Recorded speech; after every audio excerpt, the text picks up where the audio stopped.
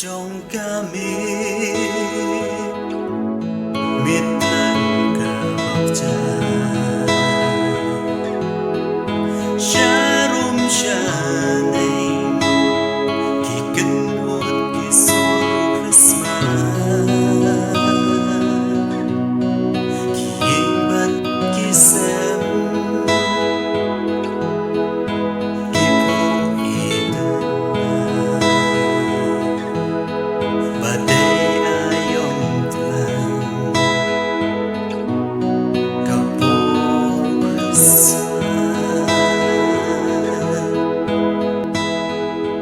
Don ro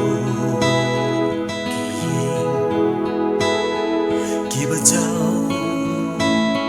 ki umma akanika ayo bapurthai barok me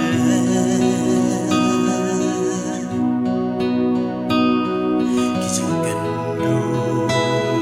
la jing Kibada the coastline Ai ba kan ni ka Christmas kan long lên bất kỳ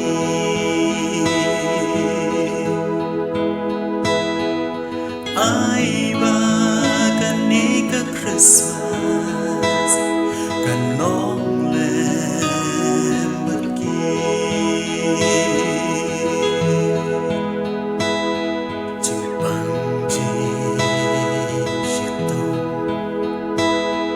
Kibatkan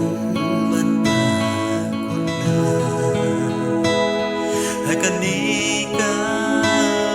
ayom Bapurtay barok akme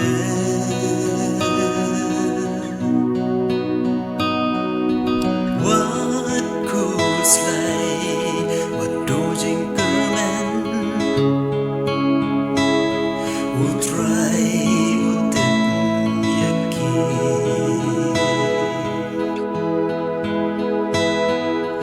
Ai ba kan ni ka Christmas kan long lên bất kỳ